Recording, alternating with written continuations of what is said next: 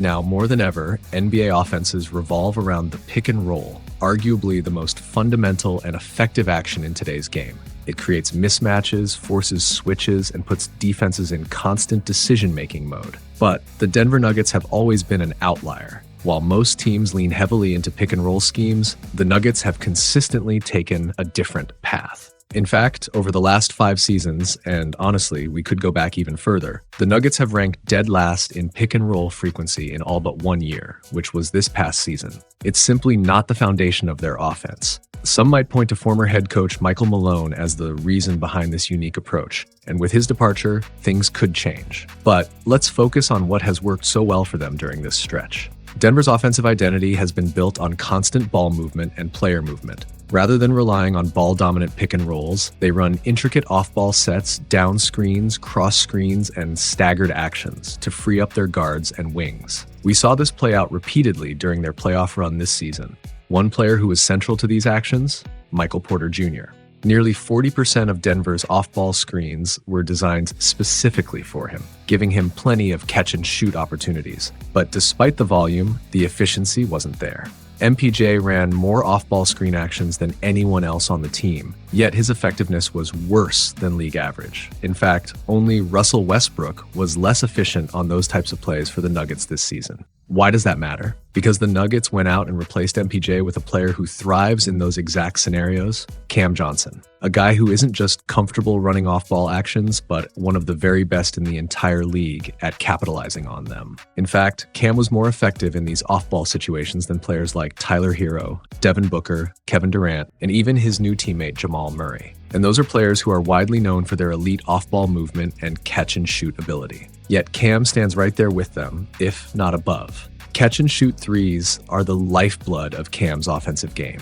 This season, nearly 40% of his total shots came from catch-and-shoot threes, where he knocked them down at a strong 40.3% clip on high volume with over 5 attempts per game. And here's the wild part. That's actually his worst mark since his sophomore season back in 2021. Now imagine what he could do on a team like Denver, a team that excels at creating open looks through cutting, screening, and constant off-ball motion. Add in Jokic, the best passing big man the game has ever seen, and the types of shots Cam is going to get, they're going to be wide open looks. But what truly separates Cam from most off-ball threats in the league isn't just his movement or shooting, it's his playmaking. And that part of his game often flies under the radar if you're not watching him closely. Cam sees the floor like a guard. He's patient and rarely forces up a shot if it's not the right one. Take this play, for example. The Nets run a staggered screen to free Cam on the wing. Keon sets the first screen, which Wallace ends up getting caught on it. Sharp notices this and makes a smart read. Instead of completing the second screen, he slips to the rim.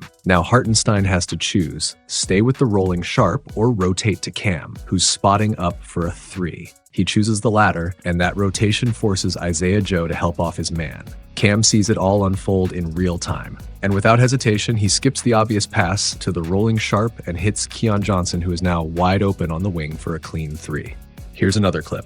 Cam comes curling off an off-ball screen and receives the pass from Cam Thomas. Strus does a solid job navigating under the screen and staying tight to Cam. But Cam remains poised, no rushed shot, no rushed dribble. He slows it down, feels Strus on his hip, seals him off, and surveys. The moment he draws the attention of 4 defenders, he snaps a no-look dart to Zaire Williams in the corner, wide open, for a clean, uncontested 3. Cam is more than just a shooter, he's a playmaker. Sure, MPJ may have had a slight edge in catch-and-shoot numbers this season, and yes, playing next to someone like Jokic naturally boosts those percentages, but Cam is a far more dynamic read and react player. And that's exactly the type of player who thrives in Denver's offense, which revolves almost entirely around spontaneous decision-making and flowing movement.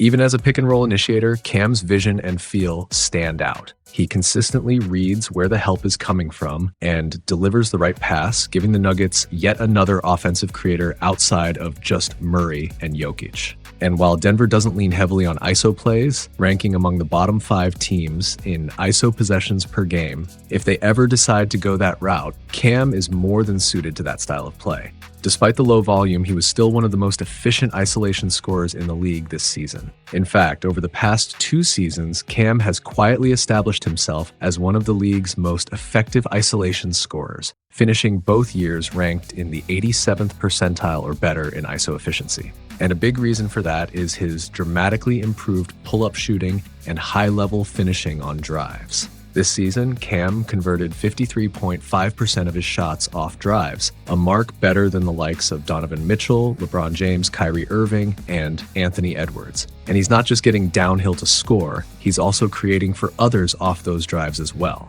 Even when he's not directly involved in the primary action, Cam finds ways to leave his mark. Take this play, for example. The Nets run a pick and roll, but the Spurs switch it cleanly, killing any initial advantage. That's when Cam reads the situation perfectly. He cuts from the strong side corner to open up a passing lane. Martin finds him, and Cam finishes it off with a smooth reverse layup. It's a quick sequence, but it says a lot. That level of timing and spatial awareness is exactly why Cam ranked in the top 20% of the league in efficiency on off-ball cuts, generating 1.46 points per possession. Whether it's slicing to the rim or relocating for a catch-and-shoot three, his elite off-ball movement and underrated on-ball creation are tools that will fit seamlessly into the Nuggets offense next season. But Denver's offense isn't just about surgical half-court execution. They've embraced the transition game more than ever. In fact, the Nuggets had more transition possessions per game this season than in any of the past 10 years. It's a trend that's only been climbing, and it's been paying off. They finished top 7 in transition volume and ranked 2nd in points per possession. That tells you everything. They're not only eager to push the pace, but they're also incredibly efficient when they do. Now, why bring up Denver's transition offense? Because their newest addition, Cam Johnson, is a perfect fit. Among players who initiated at least 3 transition possessions per game, Cam ranked 4th in the entire league in points per possession, trailing only Zach LaVine, Kevin Huerter, and his soon-to-be teammate Christian Braun.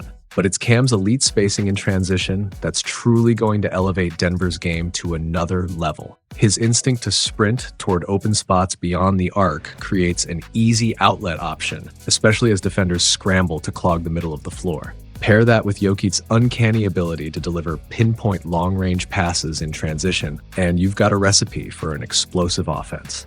Cam, who already thrives in those fast break moments, is set to find even more success and freedom on the Nuggets next season. With how seamlessly Denver's players move without the ball and their excellent playmaking, their offense is shaping up to be a non-stop cycle of movement. The Nuggets are going to be must-watch basketball next season.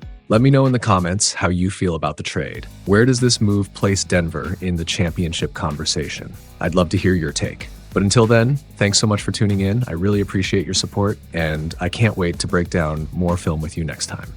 4-point game, 8.9 seconds left. Nets get it up the floor quickly. Johnson, a deep three. It's good! Cam Johnson!